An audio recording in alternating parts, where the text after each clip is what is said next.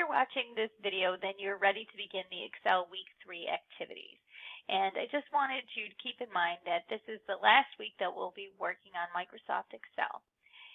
This topic here, you have 3 projects similar to the last week. And I made a list of some topics that I think may require a little bit more of your time. So they are in Blackboard in the overview section right at the top of the page. So the way I would suggest that you approach this, you do have videos that I've recorded for you regarding certain topics within the projects themselves. But I would suggest that you begin with the actual reading.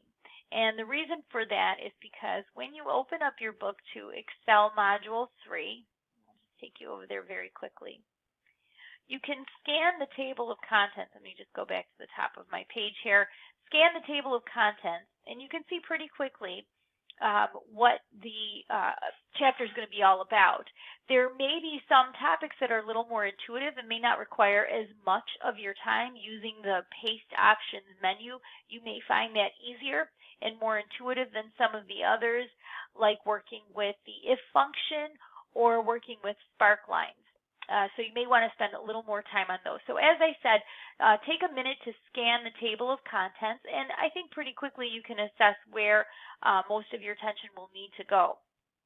Do remember that in addition to the videos that I provided for you, you have the training videos that come with your book.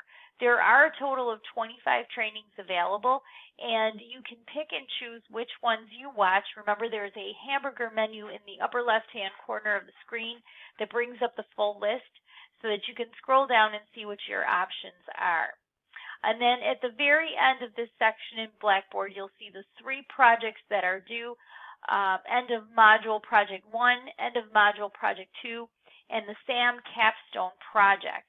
Now, the capstone project is a little longer than what you're used to. This has 21 steps. So what I'm suggesting is you give yourself a little more time to complete. Try not to wait until Sunday evening to get all these done, especially if you have any questions for me. Okay, that's about it. Just review your course schedule, and do keep in mind that we will have a quiz at the end of this week for the beginning of the following week. So that'll be Monday and Tuesday, October 25th and 26th, and that'll be in your course schedule, of course. But let me know if you have any questions.